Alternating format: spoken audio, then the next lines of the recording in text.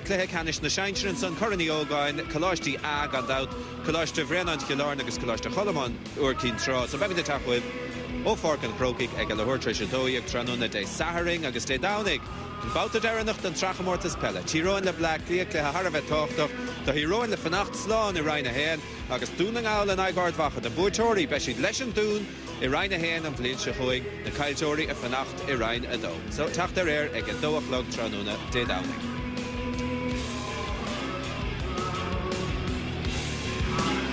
Nuair le séile tranúna inné de chlí canis na Coláistí ina máint. Is a vacasáil pelle bheith going ó Cork an Crocaigh tranúna dé Saharing se chuig, garim scolanna agus Corny Ógáin a gceist ón na lehor treis dóíag a raig. Agus an son bheith de tuairtaigh forcí éilethe san Ómí tranúna dé Downig, de Tíróin agus Black Clia le chéile sa bouta dearnach an seachtú bouta an trachamórtas pelle, agus dúna gáil le Hard Vacha an son ó Rhine dó na Búirtóirí a dul suas go Rhine Hain den péasúir se chuig. And this John fechan raig agus the slúib das a bailúis da for go Páircí Chaí tranúna den Gléise idir Chorca agus Tipperary. Cá seasan tosas an Aragon seo faoi Isaaci ó Halbín in ag Michael Cosson nó a meha a bhábhar fearmór ard a bheith rimmen le Cairnoige. Well, is toch an kinnetála déanamh ag Dennis Welsh an tosníonn sé duine bháin, an tosníonn sé an Bert, cá tosníonn sé an Bert, an tosníonn sé an Bert mar 10 agus 2 chun seilehár an leróid, an seasan sé Isaaci nó Micheál Cosson ag ibre cardiag. Is that, like, on méide chunna cumar tá mí tréis brethúna sa thuirtar Isaaci is auch an bblion se caite céir gur an céad bhíon rás an Austrráil agus beidir gur nach raibh a ggóin máíocht déantaige. Der mar tá effectively bhí Micheál Cosson anna bheith ina chéad le níor sé comá san an lá dearnach. Is tú dar lumsa inis mai mthúrann sé, is tú nar hosnig sé an Bert inniuh, you know? No beidir gur bheith míad an Bert ri dearan cléthe ach tá sé dechar ó héh máíochttas ach bhfuil níos mó máíochtaigh Michael Cosson ach níl an cinenne déantaigh Dennis Welsh socha agus beidir nach méid an inniuh ach fós is Roma a bheith gombeach Bhfuil le héad down ar a lads sé trig sé ní sé gachán dé is cinnte. OK, well le rimer le banisteoir Chorca beagáí níos tuaisce, so seo Dennis Welsh.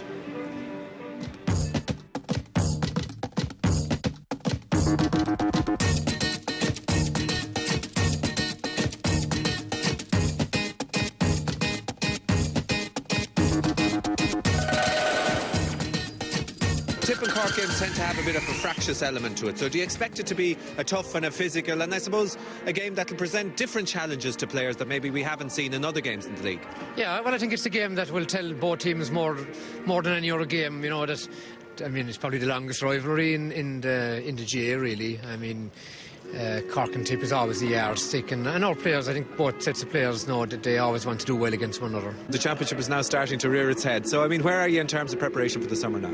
Yeah, well, I think the league is an ideal preparation for the championship, to be honest with you. I mean, I think whoever wins today's game will be in a league final in what we'll say 3 weeks' time, 3 or 4 weeks' time, and you've still 4 weeks from there to the championship. So I mean, you know, if there's such a thing as taking your leg off the gas, it affords you the opportunity to do that for a week or two and maybe leave injuries clear up. So, from my point of view, I think it's an ideal preparation for the championship, and particularly in the position that Cork have been, where they haven't had maybe the last 2 leagues and that little bit of preparation and that core condition that they should have and that belief. And, you know, I think we hadn't beaten Kilkenny since 2004. I don't think we've beaten Tipperary anything since 2006. So, like, yes, you know, they're the incentives, and that's what we'll be working on today.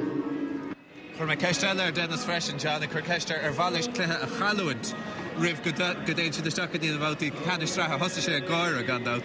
But in Nachwil Rodega now, Nilen Cléthe Kailte, a Corca, Imlena, Yodist and Cléthe, Chaluint, because Fos Kalu, the Cléthe Canistraha. So, and Donna Kamei, the Gavecchio, with Nifeda Little and Dollage Gillish, and Kahashit Bochant, in Sandach, Lehederna, the Kalu, the Cléthe Canistraha. So, and Donna Ohave Okriste, good chance of Gavecchio, with Nismo, Fuer Bader, in Immer Tibrador and Tranona, now Bader in Immer Corca. Well, Bedre ach fós mar dúr mi sé hanna, like tá séir lerónú is na tosa Corcaigh agus is tócha bhfuil beag bin ó Conor gimmert is socha méid freigh gimar mar is captéine. A chéad mod sin ní léon duine eile sort cinte go bhaidí se áid, Jerry O'Connor in áid éigen. Ach so tá omíochta áitena agus cinte tá sim I Corcaigh an cléthe seo bhóchant chun marcú legan sios. All right, agus tá sim ag Tipperary an cléthe seo bhóchant tam cinte freisin, agus seo banisteoir na fórna Liam Sheedy.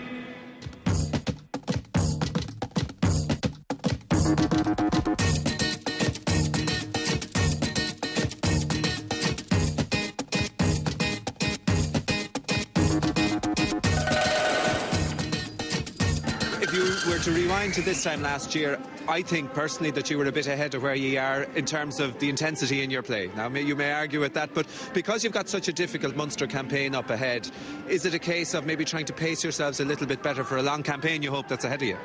Well, I guess we started a little bit later this year. You know, we were away until probably the middle of January. So it was the middle of January. So we're probably maybe 2 or 3 weeks behind. But, you know, in fairness to the lads, they're training very, very hard. And, you can't switch down training. In fairness to the lads, this is their 6th week in a row on the go now because of the cancellation. We lost out in the free weekend. So, for amateurs, that's a very, very tough call. But, as I said, it's another great chance for what a challenge, to come down here to Cork. They're unbeaten all season. They've been the form team, so it's a great opportunity for us to know where we are exactly and at the beginning of April. And a chance for you to lay down a marker ahead of a big game at the end of May. Well, look, whoever wins today, I don't think it's going to, it's not going to say whoever wins today doesn't going to have a divine right to come down and win again on the 30th of May. So it's all to play for today. And, today is all about, whoever wins today is in a very strong position to get to the final. And we're not looking beyond that today. Liam Sheedy, I mean, an tachtain se caite chunig marí den ag fortláige gan dát, agus ní rád a rúnta an lá sin, hí mé, bhí níos mó anta, agus go topan bhuine beidir an chuidir an cosar an coscáin agus níor chréoch néidir go má. And dóla go méid Sheedy beidir bortha faoi, aber páric mar an is sé glán cúlaí an son, thug Dan Shanahan, thug sé ceach madó agus sin jobh fear mór eile a bharcáil. So, we ceistan le fragart ag tip fós. Well, cinte, sure gan dátá ceistan le fragart ag tip, like chunig cumna nirig, furin mahacha ach fós bhí áit na go nach raibh sochar nó nach raibh beidir bhfuil áit lá na parke, áit na tasathe, áit amháin beidir na cúlathe. So tá fós ag Tipperary caitheadh siad an cúigear deag a bheith ránatha don créamh i gcuine Corcaigh go gceann 8 seachtain, 6 seachtain. So cinte, éon bhainisteoir bheith sort díomáir muna gúnan éireann amach cléthe, agus tá sé sin pála le tip de cúpla cléthe. Cinte ach a ríiste stoch a bhódar an ceann mór in ag Kilquinnig, so be si de súil gur féidir le bheith chun ard ó hebh sprid agus ó hebh fuinnemte is a vísa chléthe sin an Tránó Nunio. Focail mar a ríist fé chléthe na seachtain is a chuing garam scoilena agus chléthe canis na goláistí a tacht ó Cork an Crocaigh Tránóna dé Saharing se chuing óna le huirtar se dóigh go raigan sa her TG Cahar agus an Sunday Downig bemid san ómi den léthe táchtach sin mar dearmid ar híróin agus Black Lías an trachamórtas pelle dúning áil agus ard facha chléthe ina méid gachrad a daldas na búirtóirí dad a réchirdas na cailtóirí and na búirtóirí a dul a raig dí chléthe canis raina dó agus áit sa raina héin don téasúir se chuing. So brise a bháin eile an santús na himmarthe Corca le Tipperary os le tealt.